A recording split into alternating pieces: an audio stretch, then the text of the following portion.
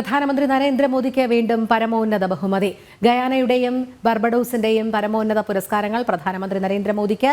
ഗയാനയുടെ പരമോന്നത ദേശീയ പുരസ്കാരമായ ദി ഓർഡർ ഓഫ് എക്സലൻസ്, ബർബഡോസിന്റെ അഭിമാനമായ honorary order of freedom of Barbados ആണ് പ്രധാനമന്ത്രിക്ക് സമ്മാനിക്കും.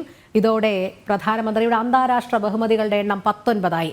അതേസമയം ത്രിരാഷ്ട്ര സന്ദർശനത്തിന്റെ ഭാഗമായി പ്രധാനമന്ത്രി നരേന്ദ്രമോദി ഗയാനയിലെത്തി. ഗയാന പ്രസിഡന്റ് മുഹമ്മദ് ഇർഫാൻ അലിയുടെ ക്ഷണപ്രകാരമാണ് സന്ദർശനം.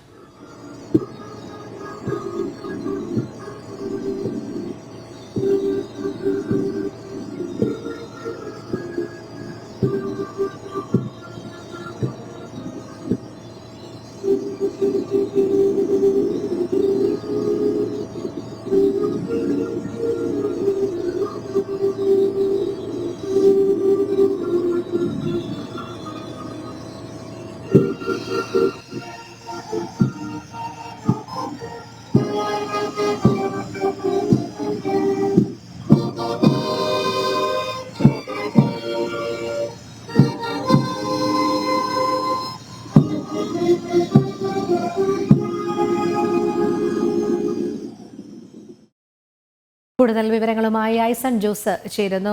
ഐസൺ, ത്രിരാഷ്ട്ര സന്ദർശനത്തിന്റെ ഭാഗമായി പ്രധാനമന്ത്രി നരേന്ദ്രമോദി ഗയാനയിൽ എത്തിച്ചേർന്നിട്ടുണ്ട്. അതോടൊപ്പം ഗയാനയുടെയും ബർബഡോസിന്റെയും പരമോന്നത ബഹുമതികൾ കൂടി, ദേശീയ പുരസ്കാരങ്ങൾ കൂടി പ്രധാനമന്ത്രിക്ക് സമ്മാനിക്കും. വിവരങ്ങൾ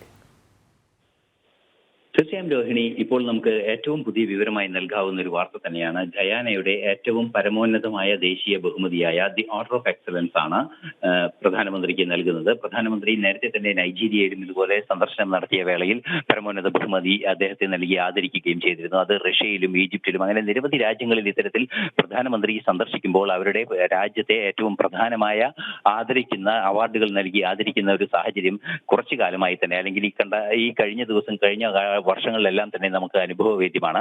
സ്വാഭാവികമായും ഇത്തരത്തിലൊരു ആദരവ് ഗയാനയുടെ ഭാഗത്തു നിന്നും ഉണ്ടാകുന്നു. ദി ഓർഡർ ഓഫ് എക്സലൻസ് ഇപ്പോൾ ഗയാന സമ്മാനിക്കാൻ തീരുമാനിച്ചിരിക്കുന്നു എന്നതാണ് ഏറ്റവും പുതിയ വിവരം. അതുപോലെ തന്നെ ബാർബഡോസും അവരുടെ ആത്മാഭിമാനത്തിന്റെ ചിഹ്നം കൂടിയായ honorary order of freedom of Barbados എന്ന അവാർഡും അദ്ദേഹത്തിന് നൽകും. നേരത്തെ ഗയാനയുടെ ഡൊമിനിക്കയുടെ അവാർഡും പ്രഖ്യാപിച്ചിരുന്നു. നിലവിൽ ഇപ്പോൾ പ്രധാനമന്ത്രിക്ക് 17ഓളം അവാർഡുകളായിരുന്നു നൈജീരിയയുടെ അവാർഡ്